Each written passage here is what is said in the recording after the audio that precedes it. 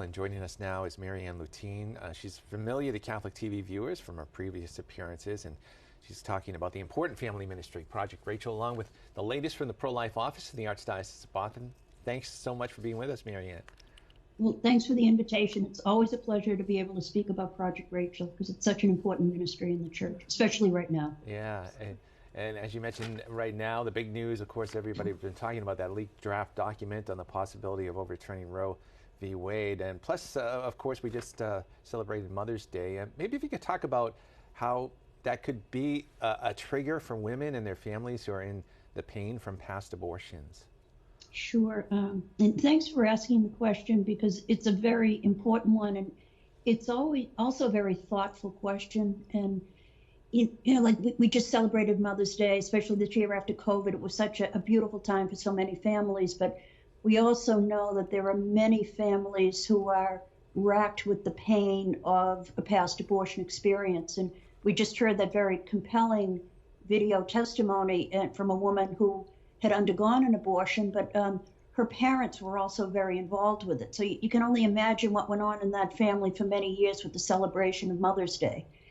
And so this year, in particular, with all that's being said in the social media in particular, women are just in a very, very difficult place if they haven't come to a point of healing in their life. And what happens for so many women is they literally shut down because it's just too painful to have all those past memories and traumas and fears bubbling up inside you. And sometimes women don't even know the root cause of that anxiety and that pain. And so the work of Project Rachel is so important so that women can begin to take that step in the healing.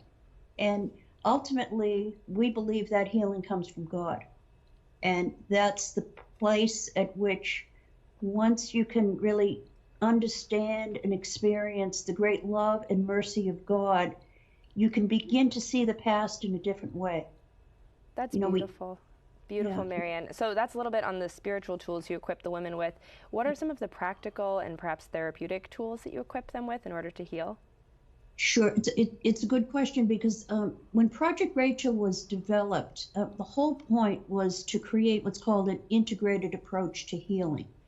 And so abortion affects women, and I think we can talk a little bit about men in a different context perhaps later on, but it affects women profoundly, and we are human persons, so it affects our body, our minds, our souls, and our spirits. And all the pieces of what goes into the human person need to come to this place of healing.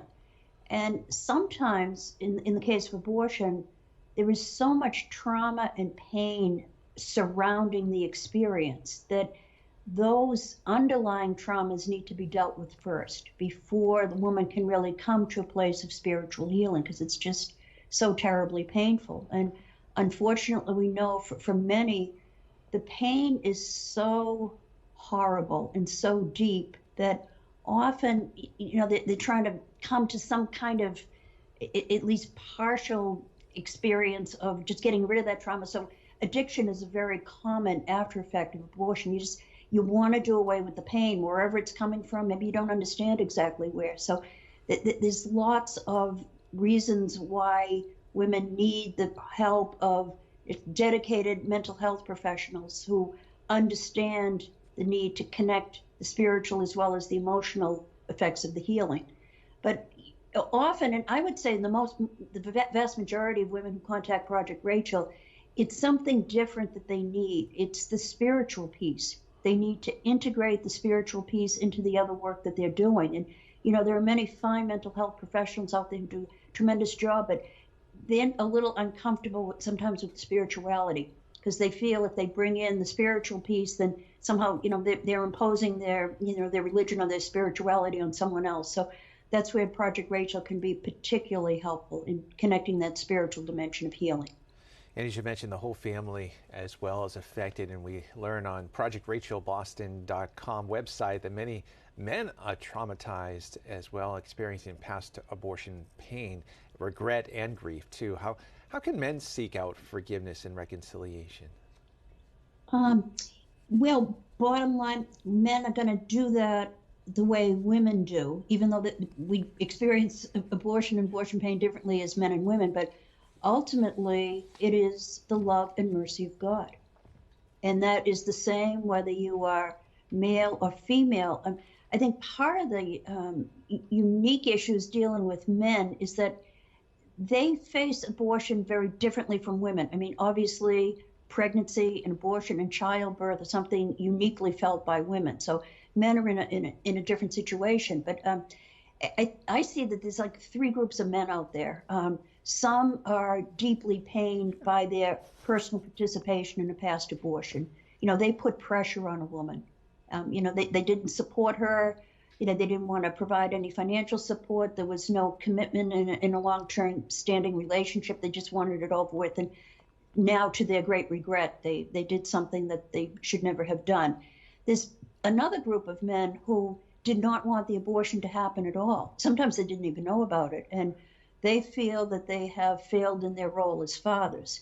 But then you have this third group of men, which may actually be the largest number of all. And they were the guys that really didn't say a whole lot. You know, they might have said something at the time, well, like, you know, I'll do whatever you say you want to do. But for many women were kind of hearing that is that, you know, they're not there for me for the long run. And so this regret in not having expressed their love of the woman, their love of the child, what they could have done together. So, you know, everyone comes to Project Rachel just as everyone comes before God with their own history, their own stage in the healing journey that they may be on. For some, it is definitely the need to integrate their spirituality. In the Catholic Church, of course, we have the great gift of the sacrament of reconciliation, but we also have men and women who have gone to confession over and over and over again, keep confessing that same sin, the same regret over abortion. And for them, the challenge is to try to accept the forgiveness that God has already given them. And that can be a very long process, but it can be done. It has been done. And just like in the story you just heard, it has remarkable implications. That is total transformation. Absolutely beautiful. Thank you so much, Marianne. Where can people find out more information about your ministry? Sure. I'd encourage people to go to our website, which is projectrachelboston.com. It explains a little bit about the history of Project Rachel, but probably the most useful piece of it for many are the testimonies. There's dozens and dozens of testimonies from those who have come to Project Rachel at very different stages, but have found peace and healing and reconciliation. And, you know, many women have called us after reading those testimonies. And there's one of those stories that really speaks to what she had been through in her abortion, and knowing that there are others who share the same pain, because abortion, despite how it's so prominent in the news all the time, it's not an issue that is very easy to talk about in terms of your own personal experience. Women just don't feel comfortable talking about it. They're afraid of the reaction if they speak to others about it. So confidentiality and a really loving, welcoming environment is so important to either begin or hopefully complete the healing journey. Marianne, thank you so much for being here today and for your work. We really appreciate it, and God bless you.